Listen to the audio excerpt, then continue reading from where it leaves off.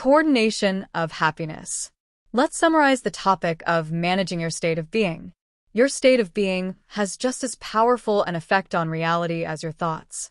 It is just as important to manage your state as it is to manage your thinking. The primary cause of a heavy or oppressive state is that you're being led by an external scenario that isn't yours. You subconsciously feel this, but can't do anything about it because you're caught in a waking dream, unconscious of your own awareness.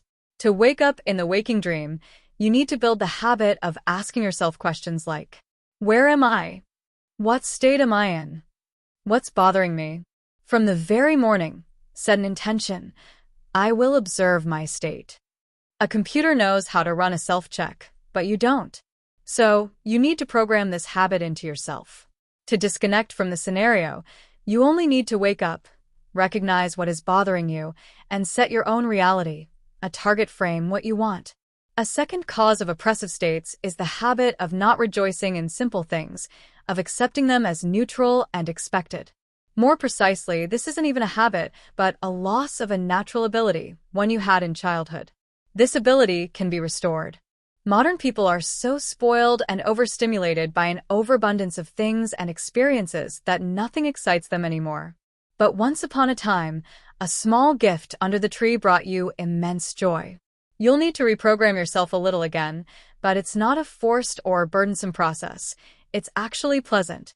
The idea is to start searching for things that bring joy. These could be new things or old ones. Start with the old. Look around your home. You're surrounded by things you once acquired. At some point, they brought you moments of pleasure or satisfaction.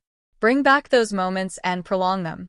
When your eyes fall on an object, recall how you got it, what benefit it gave you, what joy. Allow yourself to feel that joy or satisfaction again, even if it's just an old souvenir.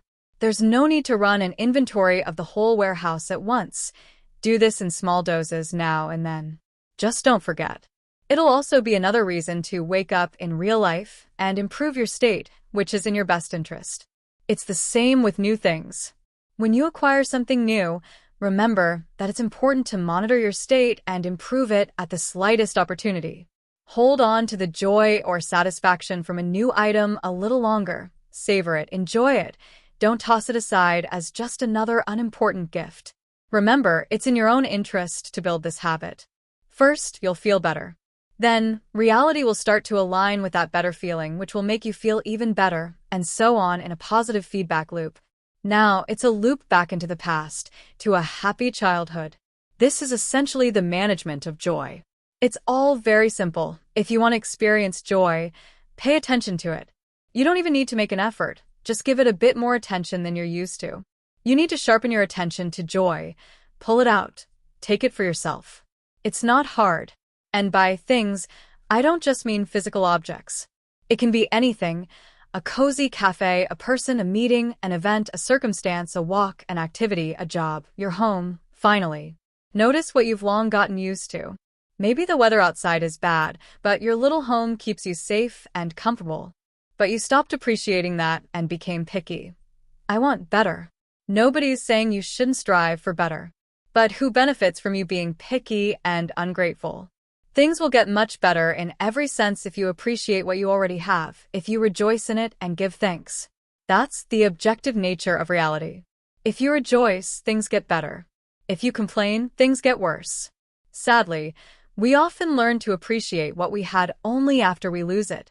Our home, job, loved ones. So don't let it get to that point.